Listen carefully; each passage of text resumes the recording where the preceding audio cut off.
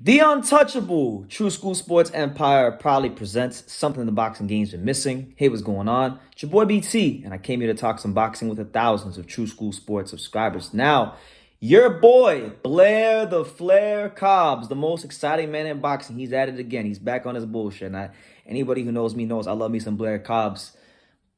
People can say what they want about his skills or his lack of resume, or whatever they want to say. But Blair Cobbs, if boxing had more guys like Blair Cobbs who knew how to promote themselves and get people excited, then I think the sport would be a little bit healthier. But Blair Cobbs, he was speaking to the media this week. Recently, he did an interview with Boxing Scene, and they had some quotes, and they had some rather interesting quotes, and I kind of want to give my thoughts on his quotes and kind of dissect from there. So he stated the following. About a potential fight with Terence Crawford. He said the following, and I quote, "It looks like an ass whooping you ain't never seen before. You could bet on it because most people would end up losing their money betting against me. I'm more prepared for a fight with Terence Crawford than Terence Crawford is for a fight with Blair the Flair Cobbs." So there you have it. Blair Cobbs talking his shit. He's feeling himself after beating up on one of Terence Crawford's stablemates and sparring partners, and Maurice Hooker. And it was a great win for Blair Cobbs because you got to understand, I was there the night earlier this year when he fought Alexis Rocha on short notice in place of Michael McKinson, and Alexis Rocha beat the brakes off of him. I even lost a bet to this girl, at the fight, and I had to do push-ups because I lost, because I bet on Blair Cobbs to win. He didn't win, so I'm a little salty about that. But listen, we gotta be realistic. Blair. I'm sure Blair's a smart guy. I've talked to Blair. Blair's a smart guy. He knows that Crawford's probably not gonna fight him because Crawford's, he's not at that he's not on his radar. He's not at that level. He's not a champion. He's not a major attraction yet. Although he is, a guy that does get people excited when they do see him. So hopefully he can keep winning and his stock rises. But I got a better idea. For Blair Cobbs, and I think this is the fight that needs to be made in boxing in the welterweight division. So the first fight I want to see for Blair Cobbs is I want to see the 32-year-old welterweight Blair Cobbs take on the 32-year-old welterweight / 154-pounder, Harold Calderon, one of South Florida's very own, Harold King Calderon. Harold Calderon was out there in Vegas recently doing his media rounds, running in his mouth about what he wants to do and things like that. And he stated that a lot of these Golden Boy fighters, or at least the Golden Boy handlers, they don't want any smoke of Harold Calderon. And he mentioned and he named Blair Cobbs. He named him. He said, yeah, Blair Cobbs, he said he'll beat him. He said that he's not impressed with Blair Cobbs because he's not impressed with Alexis Rocha because Alexis Rocha beat Blair Cobbs, and Blair Cobbs is just he's like, whatever. So if Harold Calderon is saying that Blair the Flair Cobbs is whatever, and Blair Cobbs looking for a fight, I think this is a good fight because I kind of look at Blair Cobbs and Harold Calderon as one and the same. They're guys that are kind of like, in a way, they are a byproduct of this shitty industry that we're in boxing. And what I mean is the sport is great. The sport, what happens in the ring is great. Boxing, the sport is amazing. But the industry is in the shitter right now because there's not really a lot happening so far as like fighter development is concerned.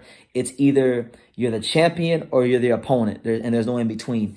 As to where like back in the day, back in the good old days when boys are boys and men were men, when you had USA Tuesday night fights and you had, ESPN Friday night fights, and you had these great developmental shows and series to get those guys that maybe didn't have the great amateur backgrounds, the exposure to build themselves. And then maybe one day they could go from being the middle ground guys, the contenders, to then being the A-side guys, We don't really have that in boxing. So that's why I feel guys like, Blair Cobbs and Harold Calderon are suffering. And I kind of look at this fight, this potential matchup, as a matchup that would have been between fighters like back in the ESPN Friday Night Fights days. This would have been like an ESPN Friday Night Fights headliner or USA Tuesday Night Fight, something like that, because these are two guys that definitely are of a certain quality. They are both, Blair has been ranked before. He might be ranked now. I'm not sure. Harold's been ranked before. Their names they're somewhat names within the realms of boxing, and they both can definitely fight.